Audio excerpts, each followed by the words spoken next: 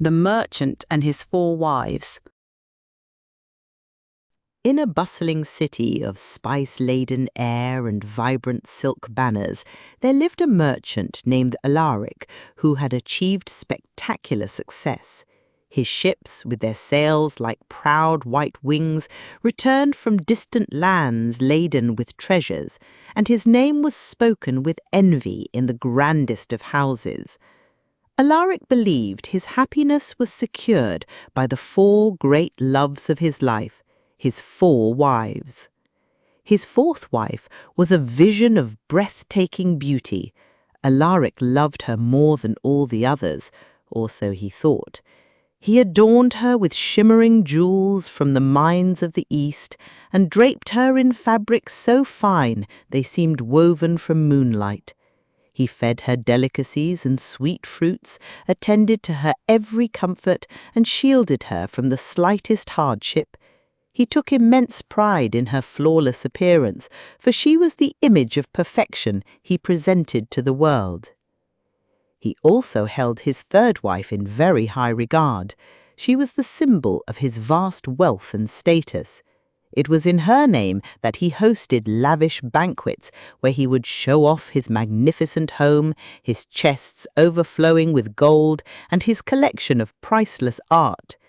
He paraded her before his friends and rivals, her presence a constant declaration of his power and success. Yet this love was tinged with a deep and persistent fear, a gnawing anxiety that one day she might leave him for a richer, more powerful man, taking his reputation with her. His second wife was his confidant, his steadfast companion in times of trouble. She was a woman of quiet strength and profound patience. Whenever a storm threatened his fleet at sea or a business deal turned sour, it was to her that Alaric would turn. She would listen to his worries, her calm presence a soothing balm on his frayed nerves. She offered wise counsel and unwavering support, helping him navigate the treacherous currents of his life and business. He loved her deeply for this, relying on her as a ship relies on its anchor in a storm. And then there was his first wife. She was his most loyal partner, the one who had been with him from the very beginning, long before the riches and the fame. She had made immense contributions to his success, managing his household with quiet efficiency and taking care of all the unseen details that allowed his empire to flourish. However, the merchant did not truly love her. Though she loved him with a deep and abiding passion, he hardly took notice of her. He took her for granted, and in his neglect she had become thin and pale, almost as if she were suffering from a lack of nourishment, her own needs always an afterthought. One day, a strange weariness settled over the merchant. The finest physicians in the land were summoned, but they could only shake their heads, their faces grim. Alaric knew with a chilling certainty that his time was short and he was going to die. He lay in his opulent bed surrounded by silks and gold and thought of his luxurious life. "I have 4 wives to share my life with," he whispered to the ornate ceiling. "But when I die, I will have to make that final journey all alone. How terribly lonely I will be." He decided to ask them. First, he called for his fourth wife, his beautiful, pampered love. She came to his bedside, her face a mask of detached concern.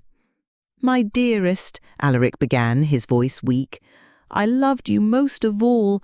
I gave you the finest clothing, the most precious jewels, and showered you with constant care.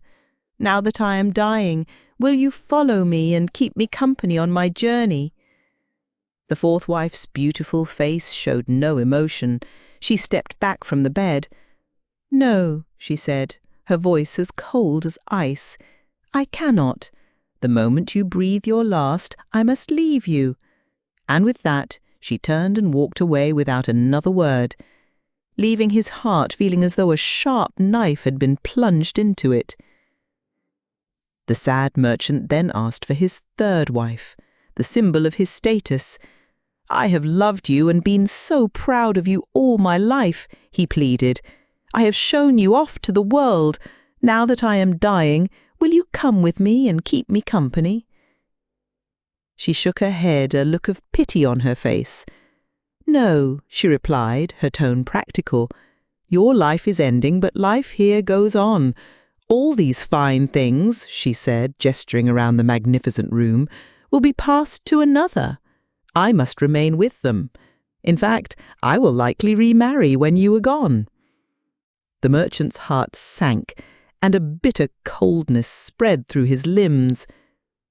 With fading hope, he then asked for his second wife.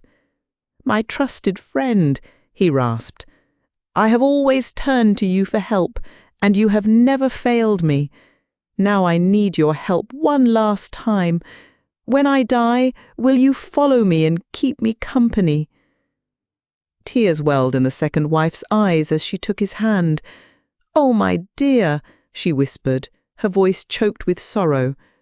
"I am so sorry, but I cannot help you this time.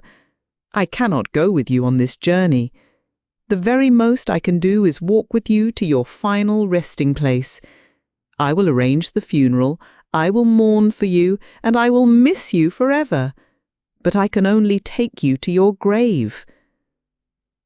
Her answer came like a bolt of thunder, and the merchant was utterly devastated.